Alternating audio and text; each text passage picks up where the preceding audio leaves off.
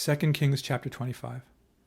Now it came to pass in the 9th year of his reign, in the 10th month, on the 10th day of the month, that Nebuchadnezzar king of Babylon and all his army came against Jerusalem and encamped against it, and they built a siege wall against it all around.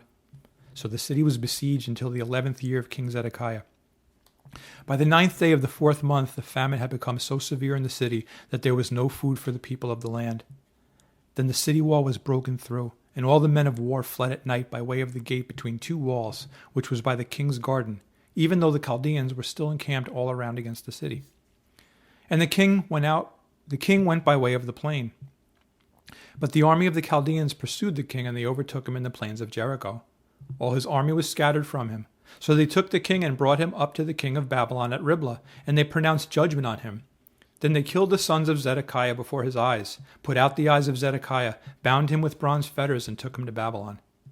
And in the 5th month, on the 7th day of the month, which was the 19th year of King Nebuchadnezzar, king of Babylon, Nebuzaradan, the captain of the guard, a servant of the king of Babylon, came to Jerusalem.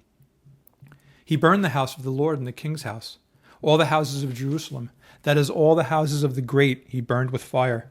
And all the army of the Chaldeans who were with the captain of the guard broke down the walls of Jerusalem all around. Then Nebuzaradan, the captain of the guard, carried away captive the rest of the people who remained in the city, and the defectors who had deserted to the king of Babylon, with the rest of the multitude. But the captain of the guard left some of the poor of the land as vine dressers and farmers. The bronze pillars that were in the house of the Lord, and the carts and the bronze sea that were in the house of the Lord, the Chaldeans broke in pieces and carried their bronze to Babylon.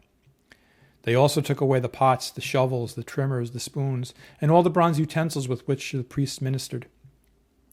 The fire pans and the basins, the things of solid gold and solid silver, the captain of the guard took away. The 2 pillars, 1 sea, and the carts which Solomon had made for the house of the Lord, the bronze of all these articles was beyond measure. The height of 1 pillar was 18 cubits, and the capital on it was of bronze. The height of the capital was 3 cubits, and the network and pomegranates all around the capital were all of bronze. The 2nd pillar was the same with the network. And the captain of the guard took Seraiah, the chief priest, Zephaniah, the 2nd priest, and the 3 doorkeepers. He also took out of the city an officer who had charge of the men of war, 5 men of the king's close associates who were found in the city, the chief recruiting officer of the army, who mustered the people of the land, and 60 men of the people of the land who were found in the city. So Nebuzaradan, the captain of the guard, took these and brought them to the king of Babylon at Riblah.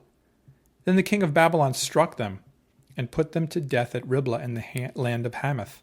Thus Judah was carried away captive from its own land. Then he made Gedaliah, the son of Ahikam, the son of Shaphan, governor over the people who remained in the land of Judah, whom Nebuchadnezzar king of Babylon had left. Now when all the captains of the armies, they and their men, heard that the king of Babylon had made Gedaliah governor, they came to Gedaliah at Mizpah, Ishmael the son of Nethaniah, Johanan the son of Kareah, Seraiah the son of Tanhumeth the Netophathite, and Jazaniah the son of a Maacatite, they and their men. And Gedaliah took an oath before them and their men, and said to them, Do not be afraid of the servants of the Chaldeans. Dwell in the land and serve the king of Babylon, and it shall be well with you.